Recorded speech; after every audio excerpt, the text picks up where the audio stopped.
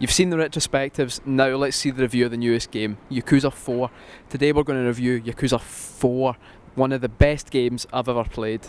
Is it too early for me to say that before the review? No, because it's magic. And I'm going to be reviewing it, me, Scott White, bringing you the exclusive tips, the exclusive way to play this game. It's going to blow your mind. Scott! You're not reviewing Yakuza 4. Says who? Says me! I'm reviewing Yakuza 4. No dice this time. This is my game! Aye, we'll see about that.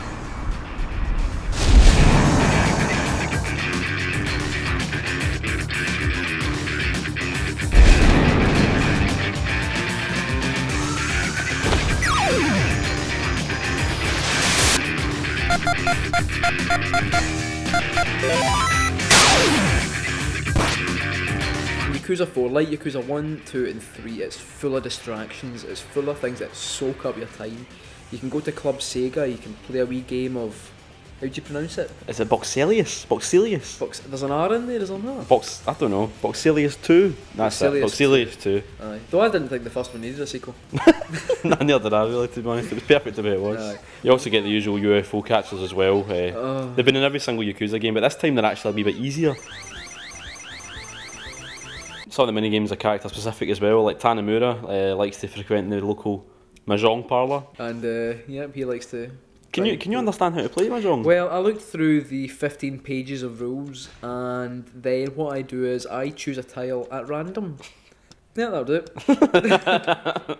Oh, it's Richie! Oh, Richie! Oh, but it's not me that's got it. There's actually very few people I know who know how to play Mahjong. I can play it on the computer, and by that I mean I can play the simplified solitaire version you can play on the computer. Called Solitaire? Called Solitaire, yeah, pretty much. Yakuza 4 has recently been criticised because of its use of lots of different characters other than the mainstay, Uncle Kaz. But if anything, this game is like playing Metal Gear Solid 2 again.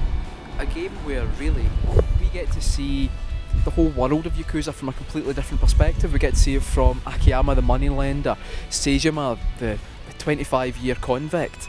We've got Tanemura the kind of corrupt policeman. It's a brilliant game, it's a game that feels fresh, and after 4 games all set in Kamurocho, all set in the same area, it feels like the first game, it feels fresh, it feels vibrant. It's violent like it always was, but the story is somehow more poignant, more relevant than maybe Yakuza 3 was, because it's about new things, it's all about the games coming together now. If this was the final Yakuza game, I could live with that, because it goes out on a high, and there's not many game series that can manage that now.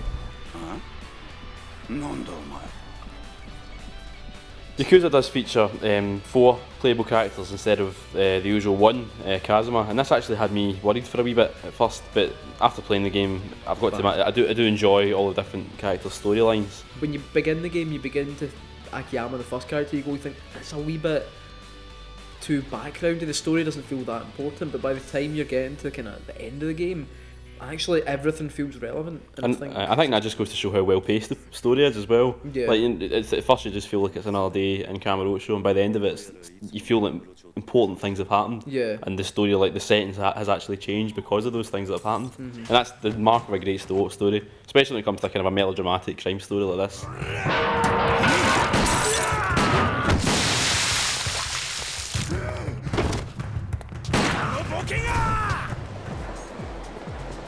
Another one of the things that was taken out of the last in Yakuza 3 was the hostess bars. They're back in this game. This time not only do you get to go out with the hostesses, you also get to design your own hostess. Pretty much, aye. All these things that were missing from the last game, we've got to admit, we didn't miss them last time, but now they're here. We're actually very happy that they're good fun. I mean, I know someone whose girlfriend actually does this mini game for him. Yo, I wonder if this is what it's like. They go into a back room and a guy sits there like, no, different dress, different lipstick, change who you are, change who you are, change who you are. Now go out there and have sex with someone. That's not what hostesses do. Well, they go on dates with them. I do love the fact Pachinko's in this game, but I can't understand any of it at all. I'm just twisting the knob there. The thing is, there's like 3 different rule books in the game for how to play Pachinko, and yeah, just haven't a clue how to play it. I know. It's just, I mean, there'll be people in Japan that will buy this just to play Pachinko, and I don't know why. There's a great debate in games right now about the kind of choice between artistic games and fun games. And the Yakuza series for me has always been a bit of both, because it's got a great poignant storyline, like Scott said, and it's also a game that you bash folks' heads in whatever you see, whether it's a traffic cone or a bike. It's also a great example of a great Japanese game, in a time where folks saying that Japanese games aren't as good as they used to be. Yakuza will put paid to that though, trust me. Ah! Oh, look at that. Oh, he's dazed. I'll give you a kiss. Saijuma's probably the hardest character to learn how to fight with, because he's a totally different style of fighting than all the rest of them, and Kazuma for the last few games as well. He's slower and he's more built for just taking hits and just hitting back. But then when you get a combo going, it's just it's brutal. Then you've got Tanimura, who's a lot of his moves are based around countering. He's the weakest of all the characters you can go, but I think his moves have got the most depth. Also, he's a policeman, and they train you how to do that in the policeman. Yeah, they do. My uncle's a policeman, he can do all that. Does he need to do that in Belfield? Apart from Kazuma, I think Akiyama's actually the best new addition. He works so well. He's just all about these impossible kicks. The revelations are back from Yakuza 3, and he actually has the best one out of every move. I actually can't. Oh, right the pass. I said this in retrospective, I don't like violent games that often, but the violence in this game is so funny. A lot of people complain about how the random battles work. I find myself running towards them half the time because they're just funny. They're going to always end up doing something that's just funny, and I don't think there's anything wrong with that. They're never bored, and I think that's just a testament to a game that you can. I've played for about 43, 44 hours now. That I've never been bored at any point through that whole time. So, summing up, Yakuza 4 is a great addition to a series that's very close to my heart, and oh Scott, you take it, I can't speak. Yakuza 4 is a brilliant game.